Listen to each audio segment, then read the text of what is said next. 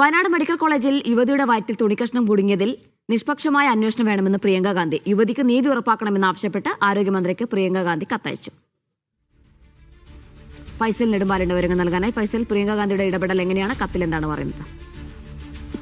ജിന, കഴിഞ്ഞ ദിവസമാണ് മാനന്തവാടി മെഡിക്കൽ കോളേജിലെ ചികിത്സാ പിഴവ് വലിയ വിവാദമാവുകയും ഈ യുവതി ഉൾപ്പെടെ ആശുപത്രിയിൽ എത്തുകയും വലിയ തരത്തിലുള്ള കോൺഗ്രസിന്റെ പ്രതിഷേധം മാനന്തവാടി മെഡിക്കൽ കോളേജിലേക്ക് നടക്കുകയും ചെയ്തത്. ഇതിനാണ് ഇപ്പോൾ പ്രിയങ്ക ഗാന്ധി ഇടപെട്ടിരിക്കുന്നത്. ഈ യുവതിക്ക് നീതി ലഭിക്കണമെന്നാവശ്യപ്പെട്ടുകൊണ്ടാണ് ഇപ്പോൾ ആരോഗ്യമന്ത്രിക്ക് കത്തയച്ചിരിക്കുന്നത്.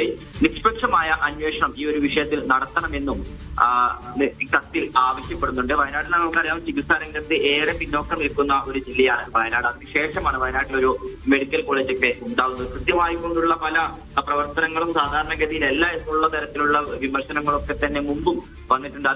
അതിനുശേഷമാണ് ഇപ്പോൾ വലിയ തരത്തിലുള്ള ഒരു ചികിത്സാ പിഴവ് ഈ ഒരു വിഷയത്തിൽ ഉണ്ടായിരിക്കുന്നത്. കൃത്യമായി കൊണ്ടുള്ള അന്വേഷണം വേണമെന്നും കൃത്യമായി കൊണ്ടുള്ള പ്രവർത്തനങ്ങൾ നടത്തുന്നതിന് വേണ്ടി അല്ലെങ്കിൽ മെഡിക്കൽ കോളേജിൽ ആവശ്യമായ ചികിത്സ ഉറപ്പാക്കുന്നതിന് വേണ്ടിയുള്ള നടപടി ഉൾപ്പെടെ ചെയ്യണമെന്നതടക്കമുള്ള ആവശ്യമാണ് ഈ കത്തിൽ പറയുന്നത്.